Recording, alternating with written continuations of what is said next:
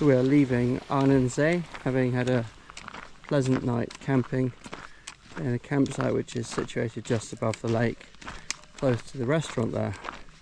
Sadly, restaurant not open, so we had to be self-sufficient, and it was a good job that we picked up those provisions in Etiva. We've got another large day ahead of us, surprise surprise, and that's because we're trying to avoid the lightning storm, which is actually set to arrive later today. Now it's moved forward, so we've got our rain gear out and we're ready to get pounded by rain, but we've booked somewhere to stay in Villars at the end of this, knowing that that's coming.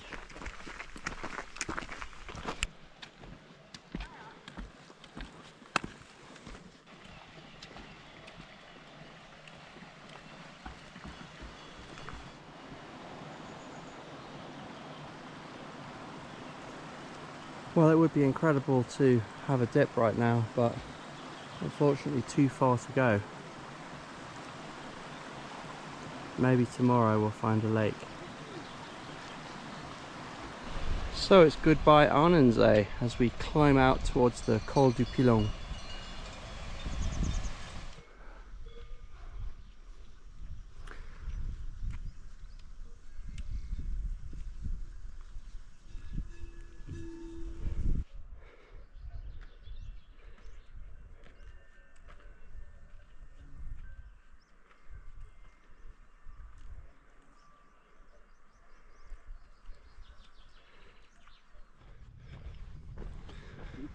So there is Lac de Chavonne, and Col du Pillon must be just over there in the distance.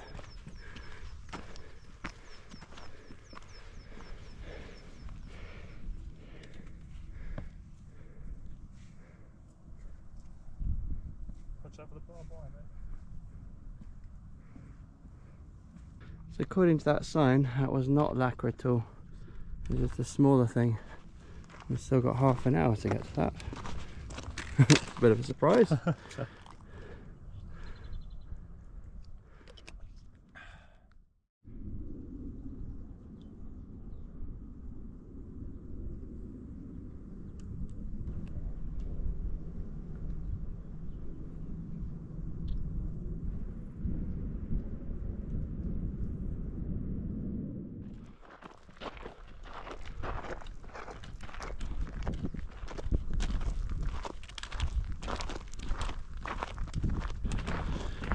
So we have just done a descent from our little peak where we came across from Arnensee, and now we're continuing down a nice forest track to Lac de Chavonne, and Col du Pillon after that, and Diablerets. Somehow these landmarks have taken longer to appear than I expected.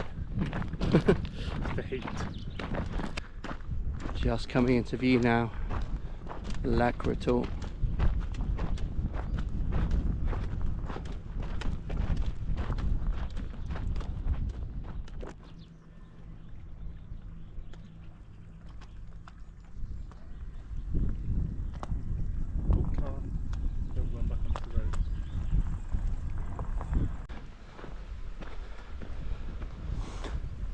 So just arriving at the Col du Pillon. Just as beautiful as I expected. So this is a cable car station to get you up the Glacier 3000. Never done it. It's open in winter and in summer, and allegedly you can ski in summer up there. Doesn't look like it right now though.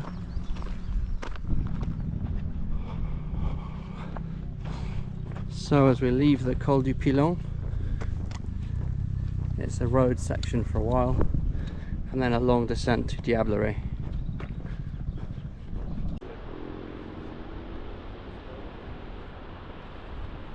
That's the Cascade du Dard waterfall.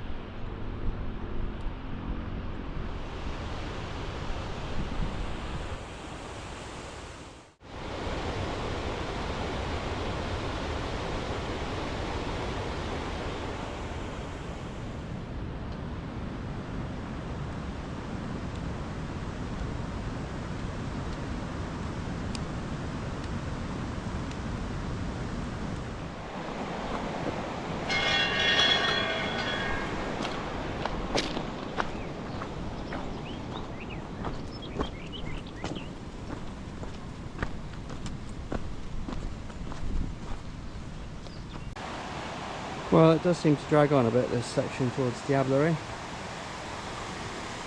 Not difficult, but a lot of it. I think we're just looking forward to something to eat.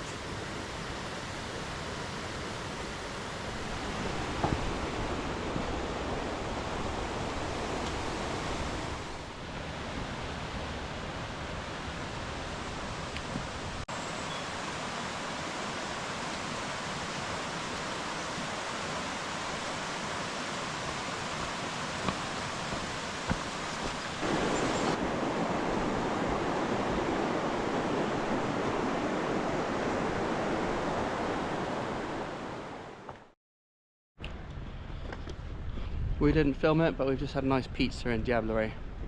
Now we're heading back to the route. It's going to be hard. We've got about a kilometre of ascent and the same descent to get us over to Villars, but it's terrain we're quite familiar with from skiing there.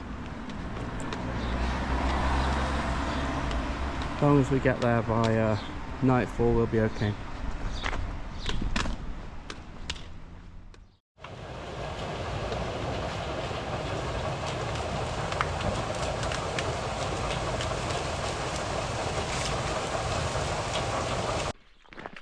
So we've just taken a turn off after a very steep forest climb on our way up to Col de la Croix. It's really unrecognisable, isn't it, compared to when we ski here. It's a completely different route, but I think once we get to the top of that col, we're going to start recognising places. Yeah. So far it's been forestry tracks, lots of flies, some great camping spots though, and we've seen a few people on the way down from day hikes. Yep, and the humidity's gone too high.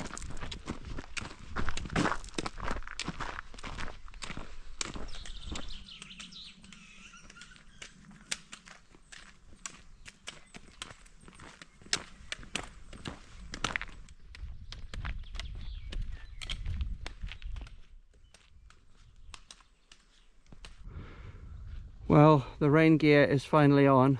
God, look at him. And thunder clouds have arrived. We've not seen any lightning yet, but a small amount of rain has delivered. Just going to keep going. We are very close to the Col de la Croix. I think this is Col de la Croix. I think this bit here. Neil's doubting the timings, and today we've done amazingly well so far. We've beaten all the times, but we're now in a storm. So we're feeling a little bit happy because we're descending into familiar territory for us to Villars sur Ollon ski area, which we come to most seasons. So we're looking forward to seeing how it looks in the rain and in the summer.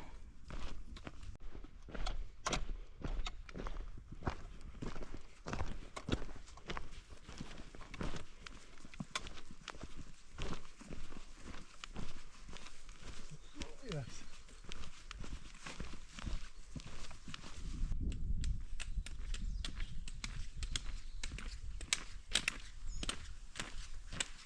Ah, look. Oh yeah. Lac de Chavonne. Nice. Awesome. So we must continue down here, around, and then off to the lake. Yep. Sweet.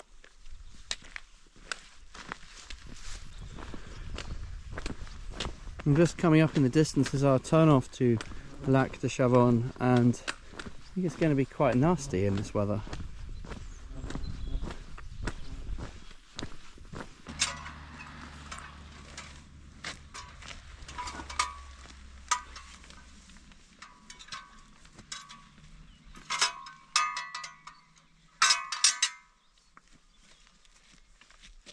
Well, I forgot to capture it in its full glory, but that was the restaurant on Lac de Chavonne, closed unfortunately.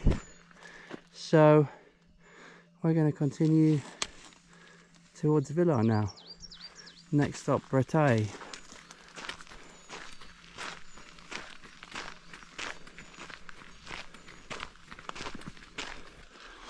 I'm starting to come through the ski area of Villars now, and that is a lift that we know well, the Petit Chamoiselle.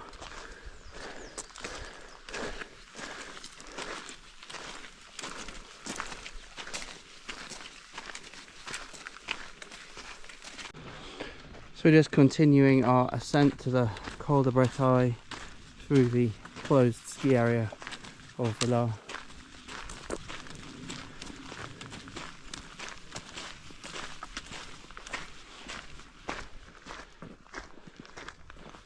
There's the beginner ski area in the distance where my children learn to ski. And Col de Bretaye ahead.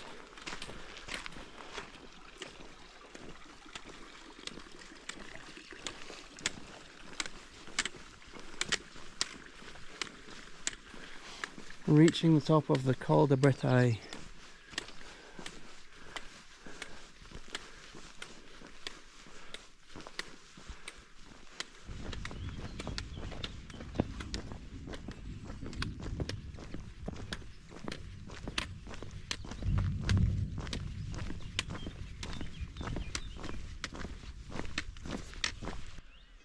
So we're just reaching the auberge du Col du Soud down there. You can see the train line going past. About another half an hour down to Villars.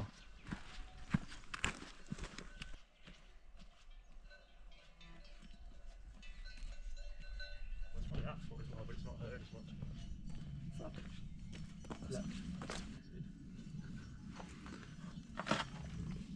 They're good though, as in they've not given me loads of blisters on a win.